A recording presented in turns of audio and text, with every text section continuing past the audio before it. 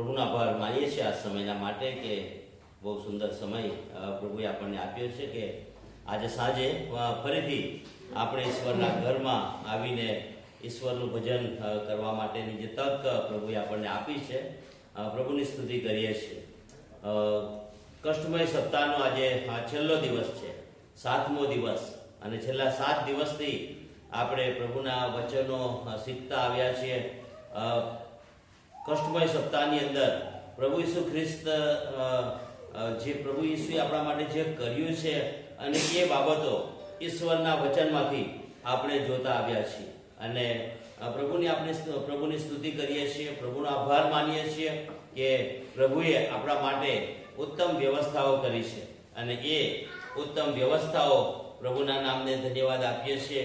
આપણા આત્મિક જીવનને માટે એ બહુ જ ઉપયોગી છે જ્યારે આપણે પ્રભુની સ્તુતિ કરીએ છીએ. આ સમય આપણે ટૂંકી પ્રાર્થના કરીશું ને ત્યારબાદ ઈશ્વરનું જે વચન છે એ વચનમાં આપણે જોવા માંગીએ છીએ. પ્રાર્થના કરીએ.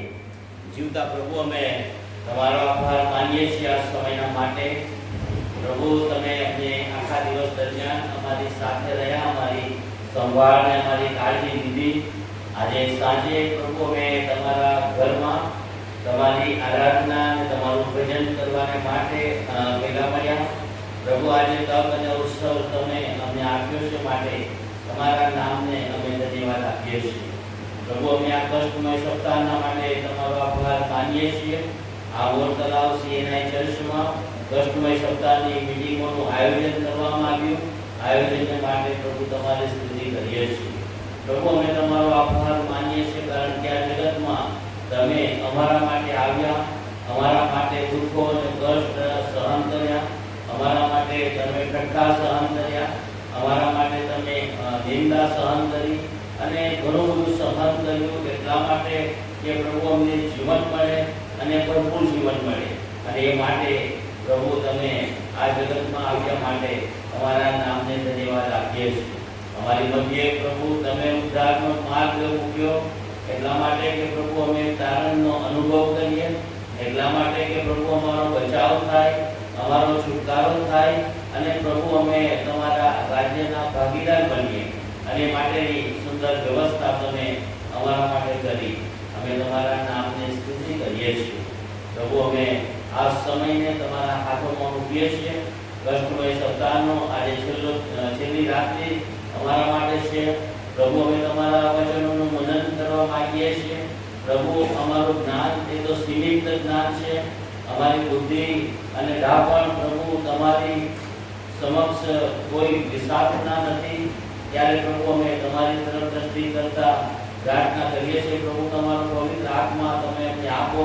તમારા વચનો સમજવાને માટે પ્રભુ તમે અમને સમજ શક્તિનો આત્મા આપો. તમારા વચનોને પ્રભુ પવિત્ર આત્માના સામર્થ્યમાં પ્રભુ એ વચનો સમજી શકીએ. તમારા વચનો આજે અમારા હૃદયોની સાથે વાત અને વ્યવહાર કરીને પ્રભુ અમે આશીર્વાદિત થઈએ. એ માટે અમે તમારી પાસે જોવા માંગીએ છીએ. પ્રભુ, અમે અહીંયા બેઠેલા સર્વ તમારા હાથોમાં સોંપાઈએ છીએ. પ્રભુ, આજની આ સભાનું સુકામ તમારા હાથમાં લઈને આજનું જે વચન છે પ્રભુ તમે અમારા બધાના માટે આશીર્વાદિત કરજો. એવી અમારી પ્રાર્થના મારા ઉદ્ધારકર્તા પ્રભુ ઈસુના નામમાં. આમીન.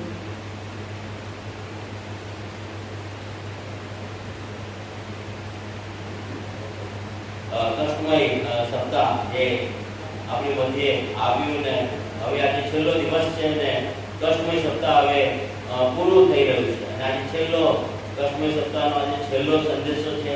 આવતીકાલે પુનરુત્થાન દિવસની આપણે ઉજવણી કરવાના છે. પામ સન્ડે થી લઈને ઈસ્ટર સન્ડે સુધી એ કષ્ટમય સપ્તાહ એની આપણે ઉજવણી કરી શક્યા. આપણે ભેગા મળીને ઈશ્વરના વચનોનું મનન કરી શક્યા, ઈશ્વરના વચનોને શીખી શક્યા. આજે આપણે ખાસ બાબત પ્રભુના વચનમાંથી જોવા માંગીએ છીએ. અને એ તો એ કે પ્રભુ ઈસુના મરણ સંબંધી કઈ કઈ ભવિષ્યવાણી એ કરવામાં આવી હતી કે જે ભવિષ્યવાણી એ કષ્ટમય સપ્તાહ દરમિયાન એ પૂરી થાય છે. પ્રભુના વચનની અંદર એ લખવામાં આવ્યું છે. પામ સન્ડે થી લઈને ઈસ્ટર સુધીની એ ભવિષ્યવાણી ઈશ્વરના વચનમાં લખવામાં આવી છે. અને એ ભવિષ્યવાણી કઈ કઈ છે એનો આપણે અભ્યાસ આજે કરવા માંગીએ છીએ. જેમ કે આપણે એક બાબત ખાસ જોઈ હતી કે પ્રભુ ઈસુએ કીધું કે મને તરસ લાગી છે, પણ ત્યાં પ્રભુના વચનનો જો આપણે અભ્યાસ કરીએ તો ત્યાં લખવામાં આવ્યું છે કે શાસ્ત્ર વાચન પૂર્ણ થાય માટે ઈસુએ કીધું કે મને તરસ લાગી છે. અને ત્યાં એ જગીક તરસની વાત ત્યાં કરવામાં આવી નથી, કારણ કે શાસ્ત્ર વાચન પૂર્ણ થાય માટે એવું ઈશ્વરના વચનમાં લખવામાં આવ્યું છે. અને પ્રભુ ઈસુના મરણ સંબંધી આવી જે ભવિષ્યવાણીઓ છે કે જે ઈશ્વરના વચનમાં આપવામાં આવી છે, જેનો આજે આપણે અભ્યાસ કરવા માંગીએ છીએ. સૌથી પહેલી ભવિષ્યવાણી આપણે જોઈએ છે તો પામ સન્ડેથી આપણે શરૂ કરીએ. પામ સન્ડેના દિવસે, ખજૂરીના રવિવારના દિવસે પ્રભુ ઈસુ એ યરુશલેમમાં વિજયવંત પ્રવેશ કરે છે. અને પ્રભુ ઈસુ એના લોકો, એના શિષ્યો અને જે ઈસુ પર પ્રેમ રાખતા હતા એ બધાને લઈને સરઘસ આકારે એ પામ સન્ડેના દિવસે યરુશલેમમાં પ્રવેશ કરે છે. પણ યરુશલેમમાં પ્રવેશ કરતા પહેલા બેથફાગે નામની જગ્યા જ્યાં આવે છે, ત્યાં જો પ્રભુનું વચન વાંચે તો ત્યાં લખવામાં આવ્યું છે એ જગ્યાએ આવીને પ્રભુ ઈસુ ત્યાં થોભી જાય છે. એ જગ્યાએ આવીને પ્રભુ ઈસુ ત્યાં ઊભા રહી જાય છે બેથફાગે આગળ. કેમ પ્રભુ ઈસુ ત્યાં થોભી જાય છે? કારણ કે એ જગ્યાએ એ ભવિષ્યવાણી પૂરી થવાની હતી. પ્રભુ ઈસુના માટે જે ભવિષ્યવાણી કરવામાં આવી છે એ ત્યાં પૂર્ણ થવાની હતી, અને માટે પ્રભુ ઈસુ ત્યાં બેથફાગે આગળ આવીને એ થોભી જાય છે. પ્રભુ ઈસુના જન્મના 500 વર્ષ પહેલા જે ભવિષ્યવાણી આપવામાં આવી હતી, અને એ ભવિષ્યવાણી તો જકારિયાનું પુસ્તક 9મો અધ્યાય અને 9મી કલમમાં ત્યાં એ ભવિષ્યવાણી લખવામાં આવી છે કે એક ગધેડીના વછેરા પર પ્રભુ ઈસુ એ સવાર થઈને આવશે અને યરુશલેમમાં પ્રવેશ કરશે. અને આ ભવિષ્યવાણી જકારિયા 9મા અધ્યાય અને 9મી કલમમાં એ આપવામાં આવી છે. અને એ ભવિષ્યવાણી ત્યાં બેથફાગે આગળ પૂરી થવાની હતી, અને માટે પ્રભુ ઈસુ ત્યાં બેથફાગે આગળ આવીને એ થોભી જાય છે અને એ ભવિષ્યવાણી ત્યાં પૂરી થાય છે. પ્રભુ ઈસુના જન્મના 500 વર્ષ પહેલા, હજુ તો ઈસુનો જન્મ થયો નથી, એના 500 વર્ષ પહેલા આ લખવામાં આવેલું એ બેથફાગે આગળ એ પૂરું થાય છે. પ્રભુનું વચન એ કેટલું અજાયબ જેવું વચન છે. અને પ્રભુના વચનમાં લખવામાં આવ્યું છે માર્કની સુવાર્તા 5મો અધ્યાય અને એની 18મી કલમમાં લખવામાં આવ્યું છે કે પ્રભુનું વચન કહે છે આકાશ તથા પૃથ્વી જતા રહેશે પણ મારું વચન પૂરું થયા વગર રહેશે નહીં. આકાશ અને પૃથ્વી કે જતા રહેશે, મારું વચન પૂરું થયા વગર રહેશે નહીં. અને ત્યાં બીજું એક પણ લખવામાં આવ્યું છે 18મી કલમમાં કે એમાંથી ઈશ્વરનું જે વચન છે એમાંથી એક કાનો એક માત્ર કે છે પૂરું થયા વગર રહેશે નહીં. જે લખવામાં આવ્યું છે બાઇબલની અંદર એ બધું જ એક કાનો ને માત્ર એ કે છે પૂરું, જ્યાં સુધી પૂરું નહીં થાય ત્યાં સુધી એ આકાશ ને પૃથ્વી જતા રહેશે, પણ પ્રભુનું વચન કે છે મારું વચન સદાકાળ રહેશે. એ પ્રભુ ઈસુના માટે લખવામાં આવેલી ભવિષ્યવાણી 500 વર્ષ પહેલા જકારિયા 9મા અધ્યાયની 9મી કલમમાં એ પૂરી થાય છે. અને આપણો પ્રભુએ જૂનો કરાર જે છે એ જૂના કરારને, એ નિયમોને, એ જે નિયમ બતાવવામાં આવેલા છે એ નિયમને પૂર્ણ કરવા પ્રભુ ઈસુ આ જગતમાં આવ્યા છે. એ નિયમને પૂરેપૂરા રીતે પૂર્ણ થાય, એ જે લખવામાં આવ્યું છે એ બધું પૂરું થાય, એ પ્રભુ ઈસુના માટે આપણે જોઈએ છે. ઈસુના માટેની વાપરવામાં આવેલી ભવિષ્યવાણી પ્રભુ ત્યાં પૂરી કરે છે. અને ત્યાં જકારિયા 9:9માં કહે છે બેથફાગે આગળ આવીને ઈસુ ત્યાં થોભી જાય છે અને ત્યાં એ ભવિષ્યવાણી ત્યાં પૂરી થાય છે. પ્રભુનું વચન એ આકાશ ને પૃથ્વી કાছে જતા રહેશે, પ્રભુ કહે છે મારું વચન પૂરું થયા વગર રહેશે નહીં. અને બહુ મુજબ રીતે આ ભવિષ્યવાણી જે આપવામાં આવી છે, અને એ ભવિષ્યવાણી 500 વર્ષ પહેલાની ભવિષ્યવાણી, એ ભવિષ્યવાણી ત્યાં યરુશલેમમાં પ્રવેશ કરતી વખતે એ ભવિષ્યવાણી ત્યાં પૂરી થાય છે. બીજી ભવિષ્યવાણી ત્યાં એ જગ્યાએ ત્યાં આપણે જોઈએ છે કે બરાબર જકારિયાના પુસ્તકમાં લખવામાં આવેલું હતું એ જ રીતે એ કહે છે ગધેડીના વછેરાને ત્યાં મંગાવે છે અને ગધેડીના વછેરાને મંગાવીને એ પ્રભુ ઈસુ એના પર સવાર થઈને ત્યાં યરુશલેમમાં પ્રવેશ કરે છે। એ પ્રભુ ઈસુ એ કોઈ ગધેડીના વછેરાની જગ્યાએ કોઈ હાથી કે ઘોડો કે એવું કોઈ પ્રાણી મંગાવતા નથી। કેમ? કારણ કે બીજા કોઈ પ્રાણી વિશે કે ઊંટ છે કે પછી ગધેડો ઘોડો છે કે પછી હાથી છે એના માટે કોઈ ભવિષ્યવાણી લખવામાં આવી નથી। કારણ કે જકારિયા 9મી કલમમાં ગધેડીના વછેરાની જે ભવિષ્યવાણી કરવામાં આવેલી છે અને માટે એ ભવિષ્યવાણી ત્યાં પૂરી થાય છે। કદાપી કોઈ બીજું પ્રાણી મંગાવ્યું હોત તો એ પ્રભુ ઈસુએ એવું કદાપી સાબિત થાત ત્યાં કે પ્રભુ ઈસુએ યુદ્ધ કરવા માટે એના શિષ્યોને એના લોકોને લઈને યરુશલેમમાં આવે છે એવું કદાપી સાબિત થાય। કારણ કે બીજા જે પ્રાણીઓ છે એ તો યુદ્ધ માટે વપરાય છે અને એ તો અશાંતિનું પ્રતીક છે, પણ ગધેડીનું વછેરું જે છે એ તો શાંતિનું પ્રતીક છે અને આપણો પ્રભુ એ શાંતિનો સરદાર છે। યશાયાના પુસ્તકમાં લખ્યું છે એ શાંતિનો સરદાર છે। એ શાંતિ લઈને આ જગતની અંદર આવ્યા છે, અશાંતિ લઈને આવ્યા નથી। અને પ્રભુ ઈસુ એમ કહે છે કે મારી શાંતિ હું તમને આપું છું અને પ્રભુ ઈસુ એ તો શાંતિ આપનાર ઈશ્વર છે। એક છોકરીની વાત મને યાદ આવે છે। નેપાળના રાજાના ગોરની એક છોકરી અને એ તો બહુ જ ધાર્મિક છોકરી અને એણે એના મનમાં વિચાર કર્યો કે મારે હિન્દુસ્તાનમાં જવું છે અને હિન્દુસ્તાનમાં જઈને હિન્દુસ્તાનના જે મોટા મોટા 7 તીર્થધામો છે, યાત્રાધામો છે એની મારે મુલાકાત કરવી છે। અને આ છોકરીએ તો શાંતિ મેળવવા માંગતી હતી કે આ 7 ધાર્મિક યાત્રાધામો જે છે ત્યાં જઈને એના દર્શન કરીને હું ત્યાં જઈને એ શાંતિ પ્રાપ્ત કરીશ અને એના જીવનની અંદર શાંતિ નહોતી। નેપાળ દેશની છોકરી, નેપાળના રાજાના ગોરની છોકરી, બહુ જ ધનાઢ્ય અને એ તો એની સાથેની દાસીઓને લઈને એ તો ત્યાં હિન્દુસ્તાનમાં એ આવી જાય છે અને યાત્રાધામોની મુલાકાત કરવા લાગે છે। એ છોકરીની જે દાસીઓ હતી એ યાત્રાધામોની મુલાકાત કરતા કરતા થાકીને હારી જાય છે અને પાછી જતી રહે। પણ આ જે છોકરી છે મારે કે છે શાંતિનો અનુભવ કરવો છે, મારે આ તીર્થધામોની યાત્રા કરીને એ શાંતિ મારે જોઈએ છે। અને એનું એક પુસ્તક છે, બહુ ગજબનું પુસ્તક છે જેનું નામ છે ચંદ્રલીલા અને આ છોકરીનું નામ ચંદ્રલીલા અને એના નામ પરથી આ પુસ્તક બહાર પાડવામાં આવેલું છે। જો કે આ પુસ્તક હું માનું છું કે એ અવેલેબલ નથી અત્યારે, કારણ કે એની પર સરકારે પ્રતિબંધ મૂકેલો છે। કદાપી જો એના ઘરમાંથી નીકળે તો એને દંડ છે અને એની જેલ નક્કી કરવામાં આવી છે। મારી પાસે પુસ્તક છે, પણ એ પુસ્તકમાં એ ચંદ્રલીલાએ બહુ ગજબનું લખેલું છે કે હિન્દુસ્તાનના જે 7 મોટા મોટા જે યાત્રાધામો છે એની મેં મુલાકાત કરી અને એક યાત્રાધામમાંથી બીજા યાત્રાધામમાં, ત્રીજા યાત્રાધામમાં, ચોથા, 5, 6 અને 7 યાત્રાધામોની મુલાકાત કરી શાંતિ પ્રાપ્ત કરવાને માટે।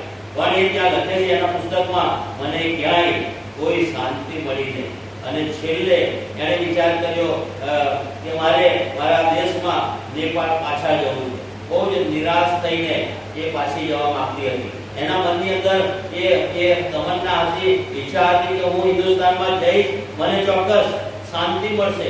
પણ એ યાત્રાધામોની મુલાકાત કરી, એ દર્શન કર્યા, ક્યાંય શાંતિ મળી નહીં, નિરાશ થઈ ગઈ, હારી ગઈ અને પાછી નેપાળ જવાની તૈયારી કરી અને કલકત્તાની અંદર એક નાઈટ એ રોકાઈ અને જે જગ્યાએ આ ચંદ્રલીલા જે જગ્યાએ રોકાઈ હતી એ તો એક ખ્રિસ્તી આશ્રમ ત્યાં હતો અને એ આશ્રમમાં એ રોકાઈ હતી અને એ આશ્રમની અંદર એ આશ્રમના જે આગેવાનો હતા એની સાથે એનો વાર્તાલાપ થયો અને આ છોકરીએ કીધું કે હું હિન્દુસ્તાનમાં શાંતિ મેળવવા માટે આવી હતી, મને ક્યાંય શાંતિ મળી નહીં, હું પાછી નિરાશ થઈને મારા દેશમાં જઉં છું।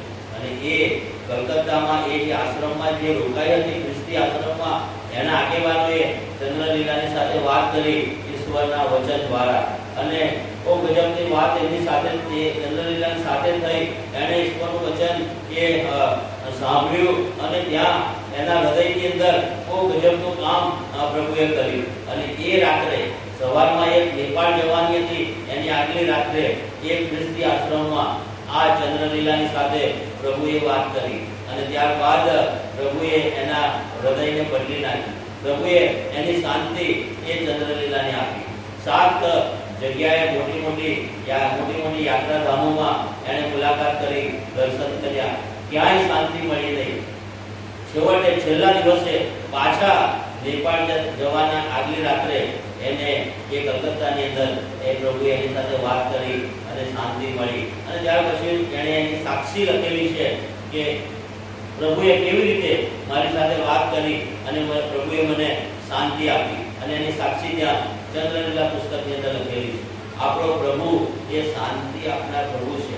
અને માટે જ એ જે પ્રમાણે લખવામાં આવ્યું હતું ગધેડીનું વછેલું એની ઉપર જ આવીને સવાર થઈને આવે છે, કારણ કે એ શાંતિનું પ્રતીક છે. પ્રભુ કહે છે મારી શાંતિ હું તમને આપું છું. યોહાનની સુવાર્તા 14મો અધ્યાય 27મી કલમમાં લખ્યું છે જે જગત આપે છે એવી શાંતિ નહીં, એવી શાંતિ કે જે અસીમ શાંતિ પ્રભુ કહે છે હું તમને આપું. અને જેઓ પ્રભુને સમર્પિત થાય છે, પ્રભુને વિશ્વાસુ બને છે, પ્રભુને સોંપાઈ જાય છે, પ્રભુ એના હૃદયની અંદર એ શાંતિ આપે છે. અને આ ચંદ્રલીલાએ એ શાંતિ પ્રાપ્ત કરી. આ વેદ ખાતે આગળ એ ભવિષ્યવાણી ત્યાં પૂર્ણ થવાની હતી અને ત્યાં એ ભવિષ્યવાણી પૂરી થાય છે. પ્રભુનું વચન કહે છે, પ્રભુ કહે છે એક ગાનો કે માત્ર જે લખવામાં આવ્યું છે પૂરું થયા વગર રહેશે નહીં. ત્યાર પછી બીજી ભવિષ્યવાણી એ તો યહૂદાના વિશે બાઇબલમાં લખવામાં આવી છે. બીજી ભવિષ્યવાણી પ્રભુ ઈસુના મરણ સંબંધી યહૂદા માટે એ ભવિષ્યવાણી કરવામાં આવી છે કે યહૂદા જે છે એ 30 રૂપિયાની અંદર પ્રભુ ઈસુને એ પકડાઈ જશે, પરસ્પરિત કરાવશે. અને આપણે જોઈએ છે પ્રભુના વચનની અંદર એ યહૂદા એ 30 રૂપિયા લઈને એ 30 ચાંદીના સિક્કા લઈને એ ઈસુને પરસ્પરિત કરાવે છે. કેમ 30 રૂપિયામાં યહૂદાએ ઈસુને પરસ્પરિત કરાવ્યું? આવો પ્રશ્ન શું કરી આપણને થયો? કારણ કે ભવિષ્યવાણી એ 30 રૂપિયાના માટે કરવામાં આવેલી છે. 29 રૂપિયા કે 31 રૂપિયામાં એ ભવિષ્યવાણી કરવામાં આવી નથી, પણ બરાબર 30 રૂપિયા માટે જ એની ભવિષ્યવાણી કરવામાં આવી છે.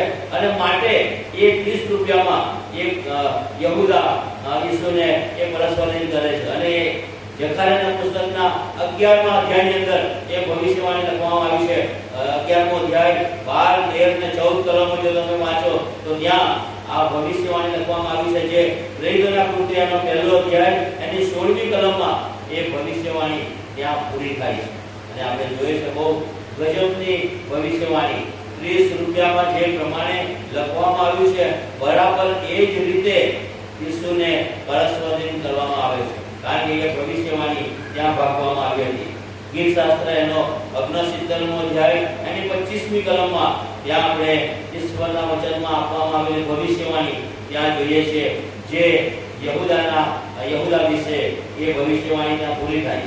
ત્યાર પછી ગીત શાસ્ત્ર એનો 109મો અધ્યાય જો આપણે વાંચીએ, 109 અને એની 8મી કલમ જો આપણે વાંચીએ તો ત્યાં પ્રભુના વચનમાં લખવામાં આવ્યું છે તેના દહાડા ઓછા થાઓ. ગીત શાસ્ત્ર 109 અને 8મી કલમ. તેના દહાડા ઓછા થાઓ અને તેનો હોદ્દો બીજો કોઈ લો. એના જે દહાડા છે યહૂદાના માટેની આ ભવિષ્યવાણી છે. એના જે દિવસો છે, એનું જે આયુષ્ય છે એ આયુષ્ય ઓછું થાવ. અને પછી લખ્યું છે એનો જે હોદ્દો જે છે એ એની જગ્યાએ બીજો કોઈ એ હોદ્દો લો. અને ત્યાર પછી આ ભવિષ્યવાણી જે છે એ તો પ્રેરિતોના કૃત્યનો પહેલો અધ્યાય અને 16 થી 20 કલમોમાં આ ભવિષ્યવાણી પૂરી થાય છે. એ યહૂદાના માટે લખવામાં આવ્યું છે કે એ યહૂદાએ એ ખેતર વેચાતું લીધું અને ત્યાર પછી ઈસુને પરસ્પરિત કર્યા પછી એને બહુ જ ભારે દુઃખ થયું અને પછી એ ખેતર વેચાતું લઈને એ ખેતરની અંદર એ આપઘાત કરે છે, એ મૃત્યુ પામે છે. અને એ ત્યાં મૃત્યુ પામે છે. એની જગ્યાએ બીજી એક વ્યક્તિ એ ત્યાં એની જગ્યાએ લેવામાં આવે છે. અને પ્રભુના વચનમાં લખવામાં આવ્યું છે એનો હોદ્દો કે છે બીજો કોઈ લો. એની જે જગ્યા છે એ જગ્યા બીજી એક વ્યક્તિ આવીને એ જગ્યા પૂરે છે. અને આપણે જોઈએ છે પ્રભુનું વચન એક ગાનો ને એક પાત્ર કે છે પૂરું થયા વગર રહેશે નહીં. જે પ્રમાણે ગીતશાસ્ત્રનું પુસ્તક જે છે એ તો ઈસુના જન્મના 1000 વર્ષ પહેલા લખવામાં આવ્યું છે. ઈસુના જન્મના પહેલા 10મી સદીમાં 1000 વર્ષ પહેલા આ ભવિષ્યવાણી ગીતશાસ્ત્ર 109 ના 8માં એ વાપરવામાં આવી છે. અને ઈસુના જન્મના 1000 વર્ષ પછી આ ભવિષ્યવાણી રેડિયોના પૂજનના પહેલા અધ્યાયની 16મી કલમ 16 થી 20 કલમોમાં એ ભવિષ્યવાણી પૂરી થાય છે. ઈશ્વરનું વચન એ કેટલું ગજબનું વચન છે. 1000 વર્ષ પહેલા જે કહેવામાં આવ્યું છે એ 1000 વર્ષ પછી એ પૂરું થાય છે. અને એનો માર્કની સુવાર્તામાં આપણે જોઈએ છીએ પ્રભુ કહે છે આકાશ ને પૃથ્વી જતા રહેશે પણ મારું વચન એ કહે છે પૂરું થયા વગર રહેશે નહીં. એક કાનૂન એક માત્ર એ પૂરી થયા વગર રહેશે નહીં. 1000 વર્ષ પહેલા બાંધવામાં આવેલી ભવિષ્યવાણી એ ત્યાં પૂરી થાય છે. ત્યાર પછી ત્રીજી ભવિષ્યવાણી પૂરી થાય છે ઈસુના મરણ સંબંધી. જ્યારે પ્રભુ ઈસુને વધસ્તંભે જ્યારે જળવામાં આવ્યા જળવાના હતા એ પહેલા એ નિયમ હતો કે જે ગુનેગાર હોય એ ગુનેગારને ફટકા મારવામાં આવે, કોરડાનો માર મારવામાં આવે. અને આ ત્રીજી ભવિષ્યવાણી એ તો કોરડાની ભવિષ્યવાણી છે કે પ્રભુના વચનમાં લખવામાં આવ્યું છે એ ગુનેગારને વધસ્તંભ પર ચડાવતા પહેલા એને 39 ફટકા એને મારવામાં આવે. એ કોરડાનો માર એ ગુનેગારને મારવામાં આવતો. અને આ જે કોરડા જે હતા એ કોરડા જે એ તો ચામડાના બનેલા હતા. અને ચામડાનો એનો વાયર હોય અને એની વાયરના છેડે એ નાના નાના હાડકાની ચિપ્સ બનાવીને એ જે ચામડાનો જે કોરડો જે બનાવવામાં આવ્યો હતો એ ત્યાં લટકાવવામાં આવતા હતા. નાની નાની હાડકાની ચિપ્સ અને સીસાના ટુકડા ત્યાં લગાવવામાં આવતા હતા. આ પ્રમાણે આ કોરડો જે બનાવેલો હતો. અને આવો કોરડો એવા કોરડાનો માર્ગ છે ગુનેગારને આપવામાં આવતો હતો. 39 ફટકા એ સમયે ત્યાં પ્રભુ ઈસુને મારવામાં આવે. અને આ તો એના માટેની ભવિષ્યવાણી આપવામાં આવી છે. અને એ તો ભવિષ્યવાણી ગીતશાસ્ત્ર એનો 129મો અધ્યાય અને ત્રીજી કલમ જો તમે ત્યાં વાંચો ગીતશાસ્ત્ર 129 અને 3માં ત્યાં લખવામાં આવ્યું છે પ્રભુના વચનમાં કે મારા બરડા ઉપર હળ ખેડનારાઓએ હળ ચલાવી અને લાંબા લાંબા ચાસ કાઢ્યા. પ્રભુ ઈસુને જે કોરડાનો માર મારવામાં આવ્યો એ કોરડાના વિશેની ભવિષ્યવાણી 1000 વર્ષ પહેલા આપવામાં આવેલી છે કે ઈસુને આ રીતે કોરડા મારવામાં આવશે. 1000 વર્ષ પહેલા કહેવામાં આવેલી ભવિષ્યવાણી 1000 વર્ષ પછી એ પૂરી થાય. અને પ્રભુ ઈસુ કહે છે મારા બરડા ઉપર હળ ખેડનારાઓએ હળ ચલાવી અને લાંબા લાંબા ચાસ કાઢે. જ્યારે એ ઈસુને કોરડા જ્યારે મારવામાં આવ્યા 39 કોરડા ત્યારે કહે છે એ કોરડા જ્યાં મારવામાં આવે એ જગ્યાએથી એ શરીરમાંથી આખું માંસ લઈને એ કોરડા ત્યાંથી પાછા ફરતા. અને આખા બરડા પર 39 ફટકા એ તો બહુ જ ભયંકર ફટકા. અને એ સમયની અંદર જે ગુનેગાર હોય એ ગુનેગારને વધસ્તંભ પર ચડાવતા પહેલા આવા ફટકા મારવામાં આવતા. અને આ ફટકા એ તો આ કોરડાનો માર એ તો એટલો ભયંકર માર હતો કે કેટલા બધા લોકો જેઓ એ કોરડાનો માર ખાઈને બેભાન થઈ જતા. અને એવા ભયાનક કોરડાનો માર એ ઈસુને મારવામાં આવ્યો. બહુ જ કષ્ટદાયક આ કોરડા હતા. અને બેભાન થઈ જાય ગુનેગારો માણસો એવા કોરડા અને એવા 39 કોરડા પ્રભુ ઈસુને મારવામાં આવ્યા. 1000 વર્ષ પહેલા એ કોરડાની ભવિષ્યવાણી આપવામાં આવી હતી. અને એ ભવિષ્યવાણી બરાબર ઈસુના વધસ્તંભ પર ચડતા પહેલા ત્યાં એ ભવિષ્યવાણી પૂરી થાય છે. પ્રભુનું વચન એ કેટલું સત્ય અને કેટલું ગજબનું છે. એક ગાનો કે એક માત્ર કે છે પૂરું થયા વગર રહેશે નહીં. અને ત્યાં માથીની સુવાર્તા 5મો અધ્યાય અને 18મી કલમ એ પ્રભુ કહે છે પૂરું થયા વગર રહેશે નહીં. ત્યારબાદ ચોથી ભવિષ્યવાણી અને એ તો વધસ્તંભની ભવિષ્યવાણી. વધસ્તંભ વિશે જૂના કરારમાં ગણનાના પુસ્તકમાં લખવામાં આવ્યું છે. ગણના 21મો અધ્યાય અને 9મી કલમમાં જેમ કે છે રાનમાં મૂસાએ બનાવેલો સાપ એ જેમ જે રીતે કે છે ઊંચો કરવામાં આવશે એવી જ રીતે માણસના દીકરાને ઊંચો કરાવવાની જરૂર છે. જૂના કરારની અંદર એ ઇસ્રાયેલ પુત્રોની મધ્યે ત્યાં જ્યારે મૂસાએ સાપ બનાવ્યો અને સાપ બનાવીને એને ઊંચો લટકાવ્યો અને જે કોઈ કે છે એ સાપને જોતા એ બધા સાજા થતા, એવી જ રીતે કે જે માણસના દીકરાને ઊંચો કરાવવાની જરૂર છે. અને આપણે જોઈએ છીએ યોહાનની સુવાર્તા 3 અધ્યાય અને એની 14મી કલમમાં એ ભવિષ્યવાણી ત્યાં પૂરી થાય છે. વધસ્તંભની ભવિષ્યવાણી. આ જે ભવિષ્યવાણી છે વધસ્તંભની ભવિષ્યવાણી, એ ભવિષ્યવાણી એ તો પ્રભુ ઈસુના જન્મના કેટલાય વર્ષો પહેલા આ ભવિષ્યવાણી એ આપવામાં આવેલી છે. પણ ઈસુનો જન્મ થયો નથી એના હજારો વર્ષ પહેલા એ ભવિષ્યવાણી આપવામાં આવી હતી. વધસ્તંભની ભવિષ્યવાણી કે ઈસુને ઊંચે લટકાવવામાં આવશે અને એ પ્રમાણે ભવિષ્યવાણી આપવામાં આવી છે. એ પ્રમાણે ઈસુને વધસ્તંભ પર જડીને એને ઊંચો લટકાવી દેવામાં આવ્યો. એક હિન્દુ બાદશાહ હજી તો એ વધસ્તંભની શોધ થઈ નથી. એ પહેલા હજારો વર્ષ પહેલા આ વધસ્તંભ વિશે ભવિષ્ય ભાગવામાં આવ્યું. એક હિન્દુ બાદશાહ હતો અને આ હિન્દુ બાદશાહ એને મનમાં વિચાર્યું કે ગુનેગાર વ્યક્તિનું જે લોહી છે એ લોહી જો ભૂમિ પર પડે તો આ ભૂમિ એ અપવિત્ર થઈ જાય. અને એટલા માટે આ જે બાદશાહ હતો એને મનની અંદર એવો વિચાર કર્યો કે એવું એક સ્થાન બનાવવામાં આવે, એવી જગ્યા બનાવવામાં આવે કે જેની ઉપર એ માણસને ઉપર એને મારી નાખવામાં આવે કે જેથી એનું જે લોહી છે એ જમીન પર ના પડે કે જેથી જમીન અપવિત્ર થાય. અને આ હિન્દુ બાદશાહ એને ઊભું લાકડું અને કાળું લાકડું એને તૈયાર કર્યું, એની શોધ કરી, વધસ્તંભની શોધ કરી અને એને વિચાર્યું કે આ વધસ્તંભ પર માણસને કિલ્લા મારીને જમીનથી ઉપર એને મારી નાખવામાં આવે. ઈસુના જન્મના હજારો વર્ષ પહેલા આ વધસ્તંભની કોઈ શોધ થઈ નથી, વધસ્તંભની કોઈ વાત નથી. એવા સમયમાં એ ભવિષ્યવાણી આપવામાં આવી હતી અને ઈસુના સમયમાં ત્યારે ઈસુને વધસ્તંભ પર એને લટકાવીને મારી નાખવામાં આવે છે. ઈશ્વરનું વચન એટલું ગજબનું છે. હજારો વર્ષ કહેવામાં આવેલી વાત, હજારો વર્ષ એ ભવિષ્યવાણી આપવામાં આવી છે. વધસ્તંભ પર હજારો વર્ષ પછી એ પૂરી થાય છે. અને તો ઈશ્વરનું વચન માર્કની સુવાર્તા 5:18મી કલમમાં કહે છે, એક ધારનો કે એક માત્ર પૂરી થયા વગર રહેશે નહીં. જ્યારે આકાશ ને પૃથ્વી જતા રહેશે, મારું વચન પ્રભુ કહે છે પૂરું થયા વગર રહેશે નહીં.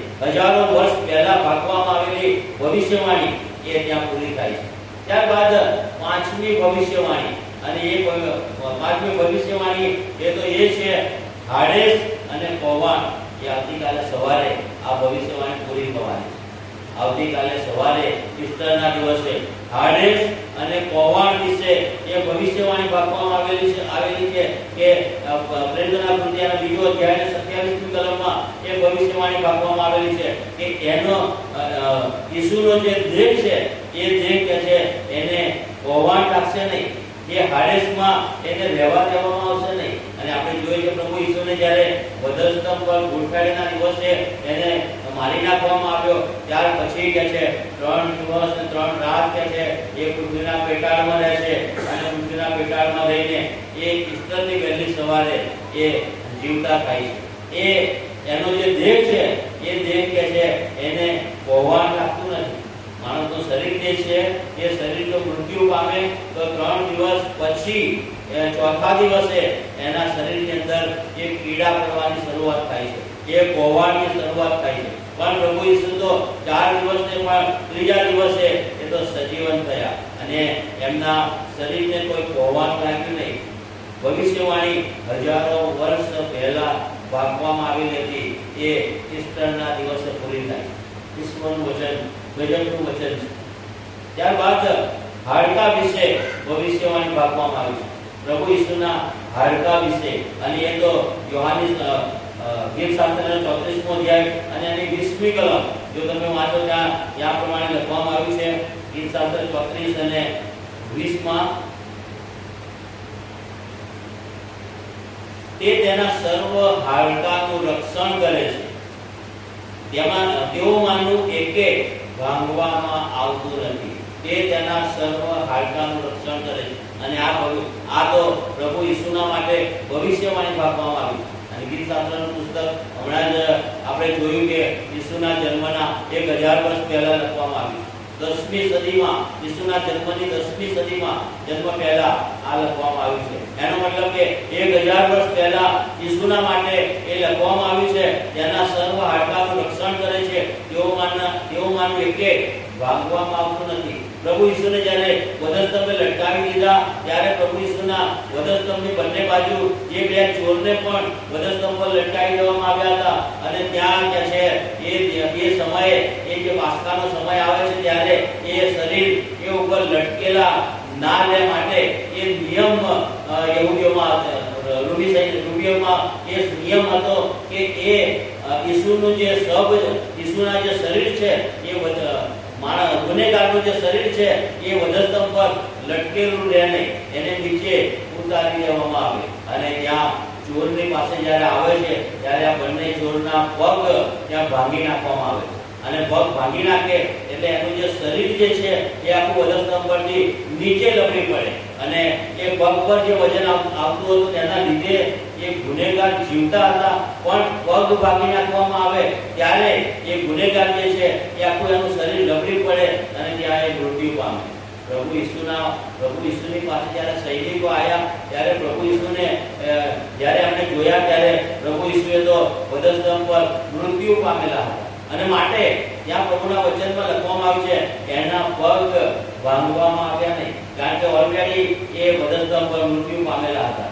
પેલા બે ચોર એ તો વધસ્તંભ પર જીવતા હતા અને માટે એમના પગ ભાંગી નાખવામાં આવ્યા અને માટે એ બંને ચોર વધસ્તંભ પર ત્યાર પછી મૃત્યુ પામ્યા. પણ ઈસુના માટે એવું થતું નથી, કારણ કે એ ભવિષ્ય પાકવામાં આવેલું.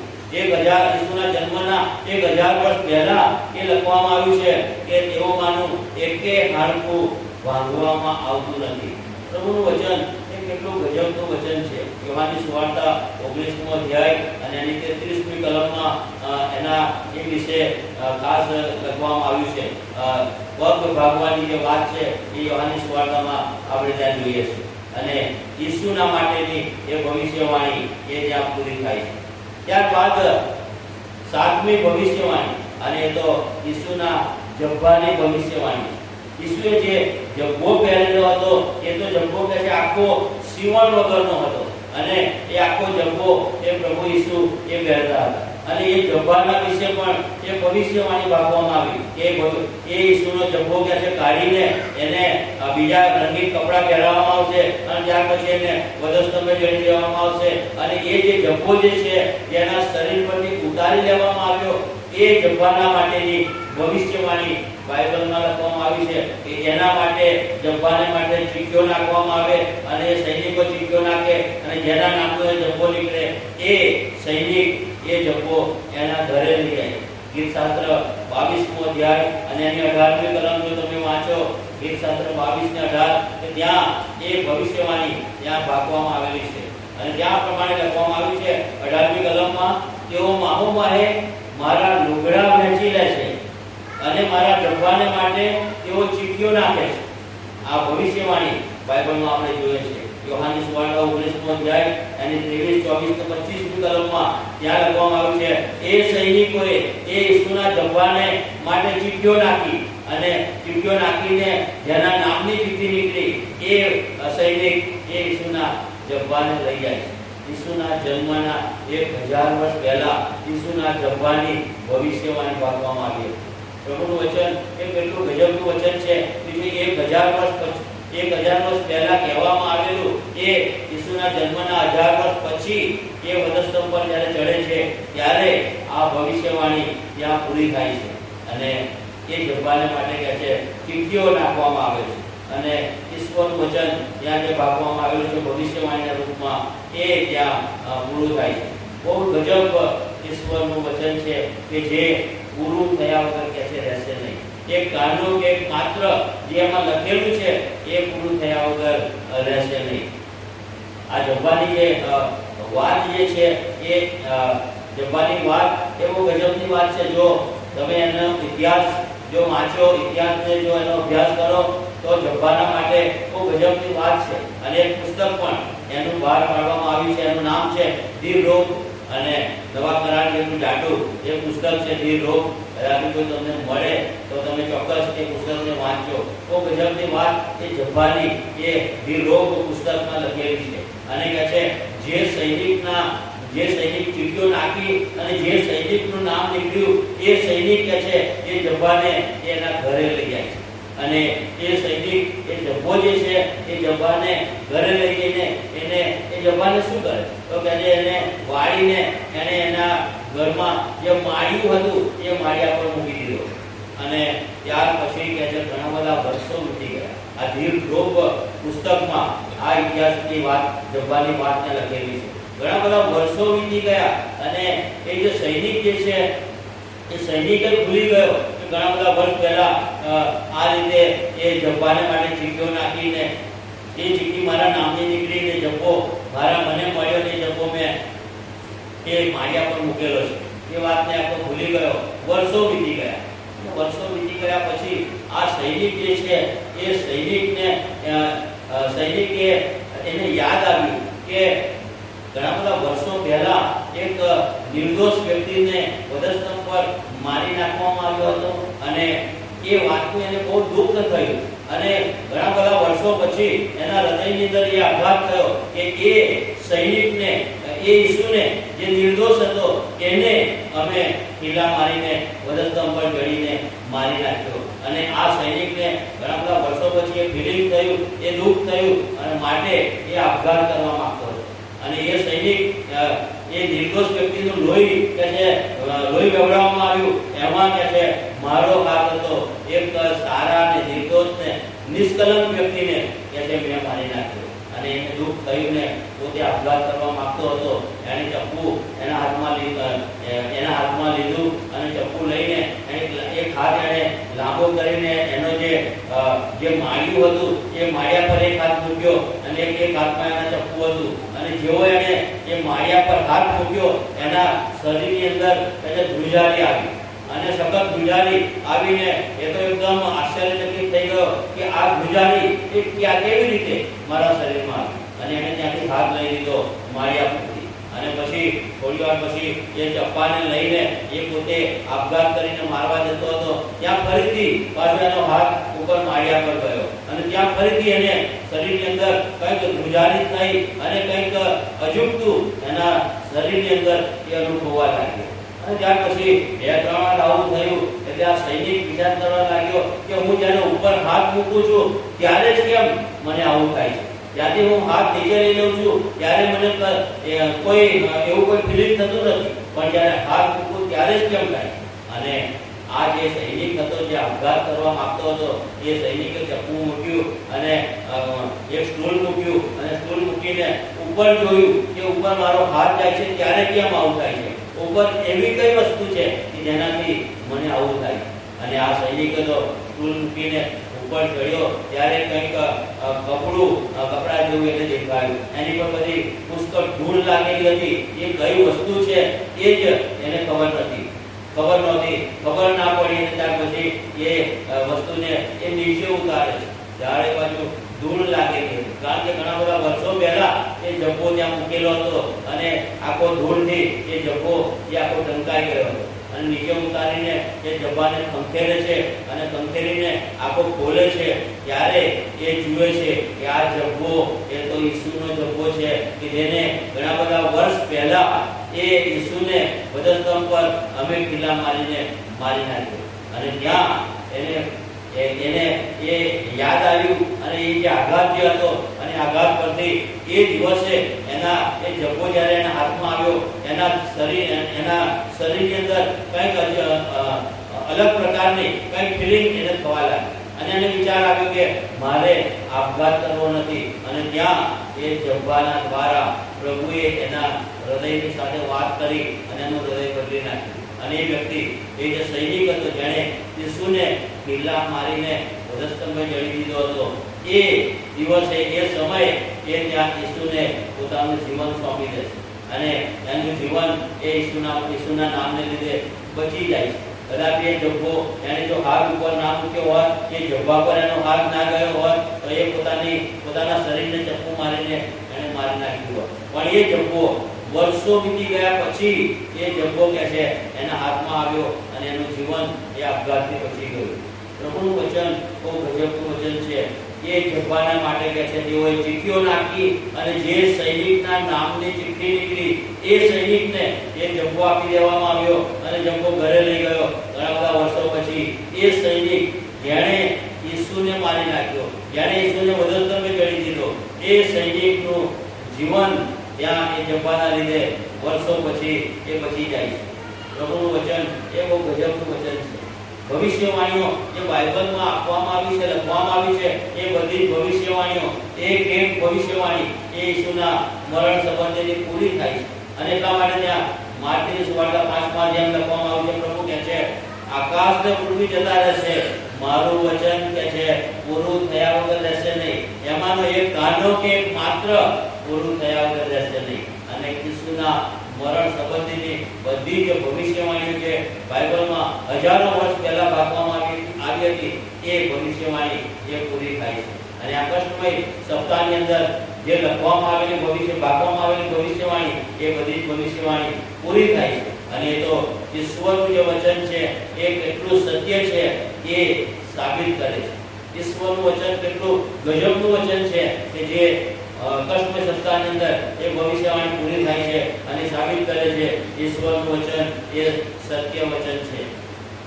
બાઇબલમાં એવું કહેવામાં આવ્યું છે કે 75% ભવિષ્યવાણી એ બાઇબલમાં છે.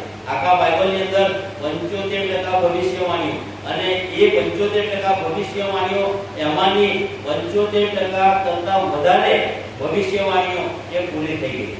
અને એમાંની એક ભવિષ્યવાણી પ્રભુ ઈસુએ કીધેલી છે.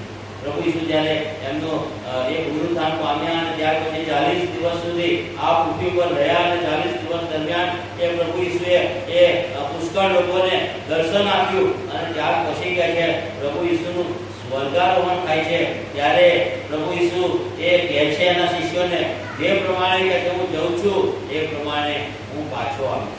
અને આ ભવિષ્યવાણી એ તો ભાગવામાં આવેલી છે. એ ભવિષ્યવાણી હજી પૂરી થઈ નથી. એ ક્યારે પૂરી થશે ભવિષ્યવાણી? કે જ્યારે પ્રભુ ઈસુ આપણને લેવાને માટે આ પૃથ્વી પર આવશે.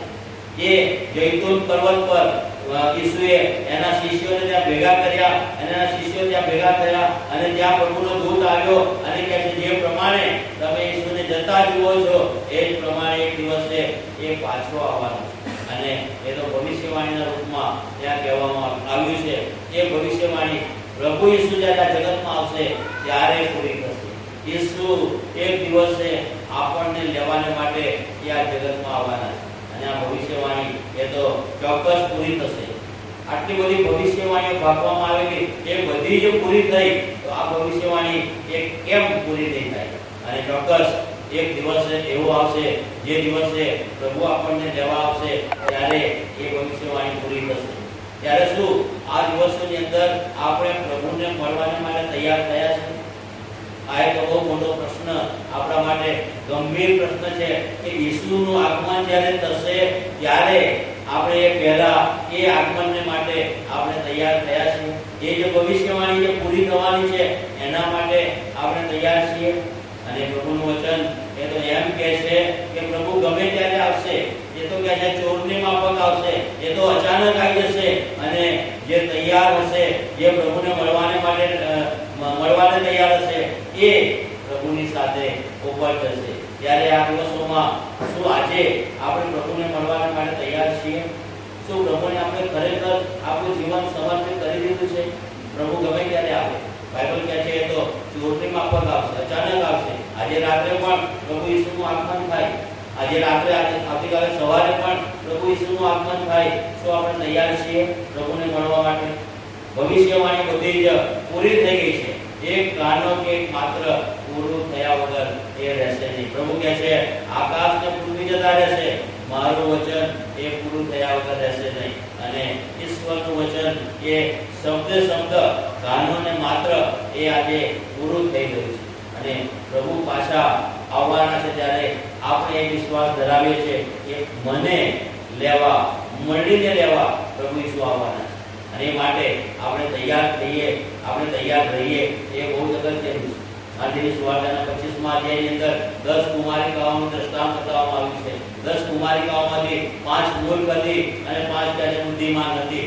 અને એ બંને 10 કુમારિકાઓ પ્રભુને મળવા માટે તૈયાર હતી. પણ 5 જે મૂર્ખ કુમારિકાઓ હતી કે જેમની પાસે તેલ ખૂટી ગયું, બજારમાં લેવા ગઈ અને એટલામાં જ એ વરરાજા આવ્યો અને જે બુદ્ધિમાન 5 જે કુમારિકાઓ હતી એ લગ્ન જમણની અંદર એ વરરાજાની સાથે જાય છે અને 5 જે મૂર્ખી હતી રહી જાય છે. આપણા જીવનની અંદર જો આવું બને તો, જો આપણે તૈયાર નથી તો રહી જઈશું. જો તૈયાર છીએ, ઈશ્વરની સાથે, ઈશ્વરના ઘરમાં આપણે જઈશું. અને પ્રભુનું વચન આપણને કહે છે આપણે પ્રભુના આગમનને માટે તૈયાર થઈએ.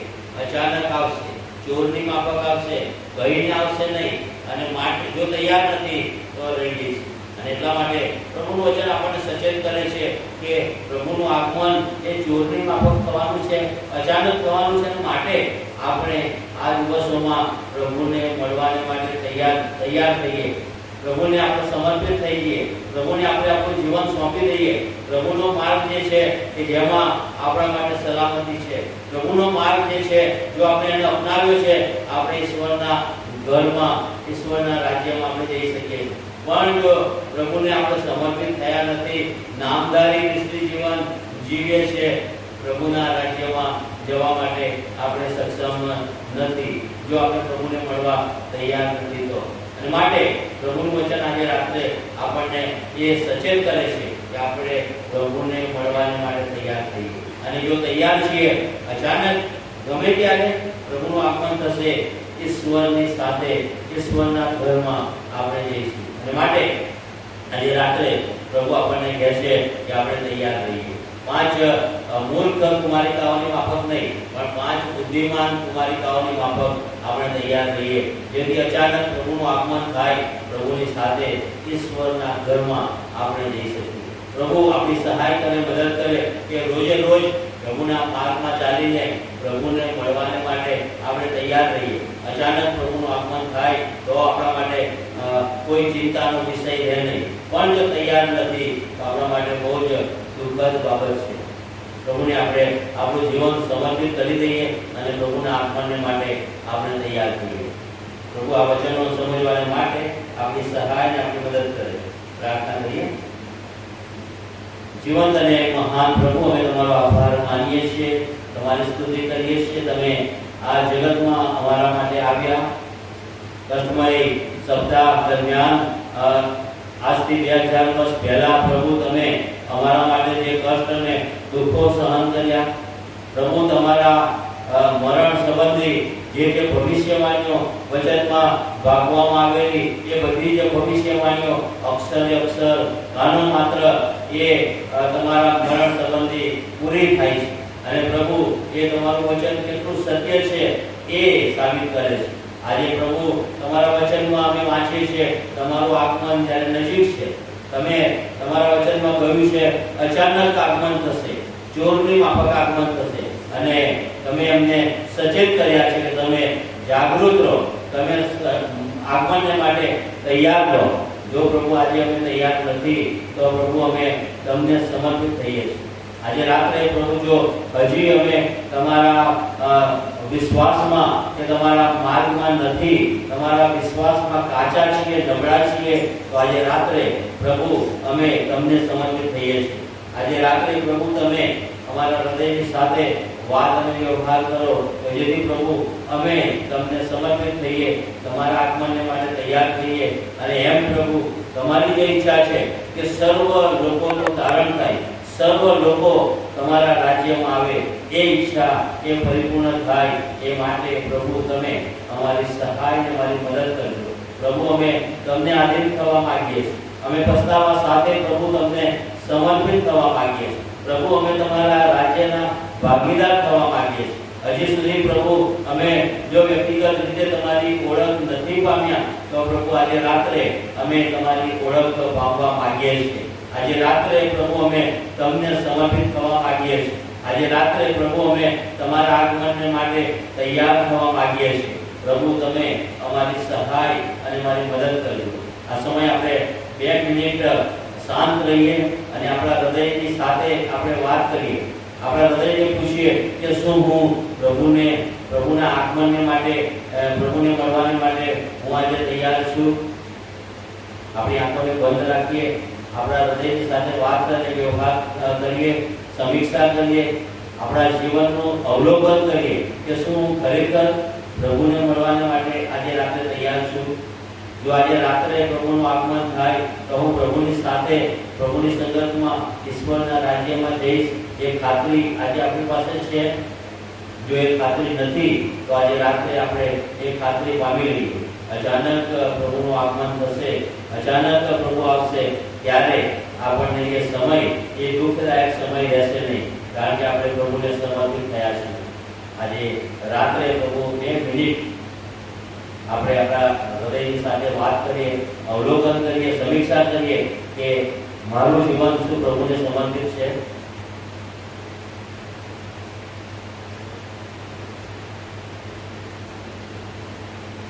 પ્રભુજી, અમે તમારો આભાર માનીએ છીએ, તમારી સ્તુતિ કરીએ છીએ આ સમય માટે. પ્રભુ, અમે અહીંયા બેઠેલા અમે સર્વ તમારા હાથોમાં સમર્પિત થઈએ છીએ. પ્રભુ, અમે તમને આધીન થઈએ છીએ. હજી પ્રભુ, જો અમે વ્યક્તિગત રીતે તમારી ઓળખ પામ્યા નથી તો આજે રાત્રે પ્રભુ અમે તમારી ઓળખ પામવા માંગીએ છીએ. પ્રભુ, અમે પસ્તાવા સાથે અમે તમારો સ્વીકાર કરવા માંગીએ છીએ. તમારું વચન કહે છે, જે મારા પર વિશ્વાસ કરે છે તે જો કે મૃત્યુ પામે તો પણ જીવતો થશે. તમારું વચન એ પણ કહે છે, જે પસ્તાવો કરીને મને સમર્પિત થાય છે હું એને ન્યાયી ઠરાવીશ, હું એને મારું તારણ આપીશ. અને એ તારણ પ્રભુ આજે તમે અમને આપો. અહીંયા બેઠેલા સર્વને એ તમારા તારણનો અનુભવ આપો. અને પ્રભુ, અમે તમારા રાજ્યના ભાગીદાર થવા માંગીએ છીએ. ત્યારે પ્રભુ, તમે અમારા જીવનમાં રહેલા જે પાપો છે, અપરાધો છે, પ્રભુ એને દૂર કરો, એને માફ કરો. આજે રાત્રે પ્રભુ અમે તમારી પાસે ક્ષમા ચાહીએ છીએ. પ્રભુ, તમે અમારા માટે વધસ્તંભ પર જે લોહી વહેવડાવ્યું છે એ લોહીનો છંટકાવ પ્રભુ અમારા જીવનો પર કરો, કે જેથી પ્રભુ અમારા જીવનો શુદ્ધ અને પવિત્ર બને. અમારા જીવનો પ્રભુ તમને મળવાને માટે તૈયાર થાય એ માટેની કૃપા પ્રભુ તમે પ્રત્યેકને આપો, એવી પ્રભુ અમે પ્રાર્થના કરીએ છીએ. પ્રભુ, તમારા આગમન સમય અમારે પસ્તાવાનો સમય ના બને, દુઃખનો સમય ન બને, એ માટે અત્યારથી પ્રભુ અમે તમને સમર્પિત થવા માંગીએ છીએ. અમારા દરેકના જીવનનો કબજો પ્રભુ તમારા હાથમાં લઈને અમને તૈયાર કરો.